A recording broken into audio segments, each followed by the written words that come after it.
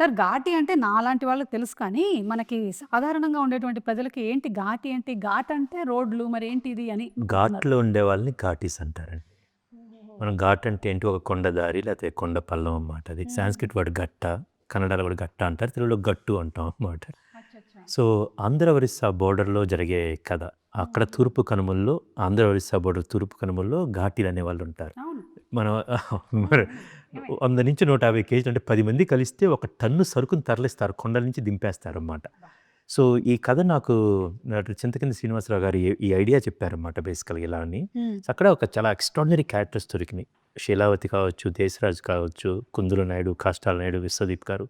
ఒక మంచి మీరన్నట్టు నిజంగా బరువైన పాత్రలు చాలా షేడ్స్ లేయర్డ్ ఉన్న పాత్రలు దొరికినాయండి. హ్మ్. చాలామంది మీరడిగారు ఎందుకు ఒప్పుకున్నారు హ్మ్. ఈ సినిమా అని.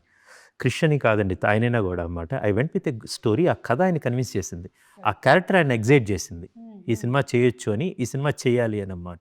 సో, ఎవ్రీబడీ స్వీటీ గూడా కథ చెప్పంగానే చాలా ఎక్సైట్ అయిందనమాట. తన పాత్ర శీలావతి చెప్పంగానే అది చాలా సవాళ్ళతో కూడినది. అపార్ట్ ఫ్రమ్ దిస్ ఈ ట్రెక్కింగ్ అది కాకుండా చాలా షేడ్స్ ఉంటాయండి. హ్మ్. హ్మ్. సేమ్ విత్ విక్రమ్ ప్రభు గారు. ఆయన సినిమాలు నేను చాలా చూశాననమాట. ఆయన క్యారెక్టర్‌లో 'దేశరాజ్' క్యారెక్టర్‌లో ఒక పెయిన్ ఉంటది, ఒక ప్రైడ్ ఉంటది, ఒక పవర్ ఉంటది. హ్మ్. సో, ఇవన్నిటికి ఆయనైతే సెట్ అవుతదని ఇమ్మీడియేట్‌గా నేను రాస్తున్నప్పుడు అనుకున్నది. చైతన్యరావు గారిదైతే ఆయన 30, 20 అది యూట్యూబ్‌లో వెబ్ సీరీస్ చూసాను. చాలా సాఫ్ట్‌గా ఉంది. బట్ సమ్‌వేర్ ఐ వాస్ ఈయనైతే గనక ఆ 'కుందుల నాయుడుకి' మెనేసింగ్ క్యారెక్టర్ ఎక్స్ట్రార్డినరీగా ఉంటదని